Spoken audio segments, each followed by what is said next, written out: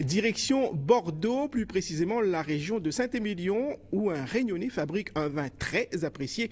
Et si la viticulture française est en crise, eh bien, Olivier Cadar-Bacas résiste plutôt bien. Et ça, il le doit à la qualité irréprochable de son vin, déjà récompensé par plusieurs médailles et sélectionné par différents guides prestigieux. Le reportage de Gilles Ramon.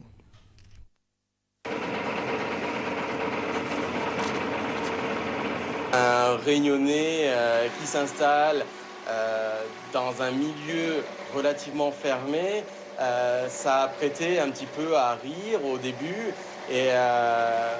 mais néanmoins, avec la force et l'envie d'y arriver, on a fait taire toutes les mauvaises langues et on a prouvé par notre travail et par notre envie de réussir que tout était possible.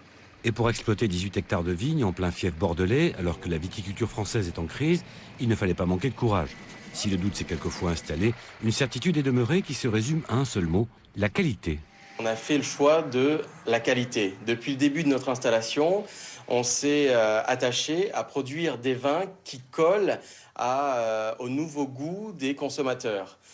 Ces nouveaux consommateurs attendent des vins beaucoup plus fruités, beaucoup plus harmonieux, qui se dégustent facilement, qui entraînent la convivialité et l'échange. Le succès, lui, ne s'est pas fait attendre. 80% de sa production part désormais en direction des États-Unis, de la Corée, de la Russie et de l'Europe. Pour notre viticulteur réunionnais, la crise connaît pas.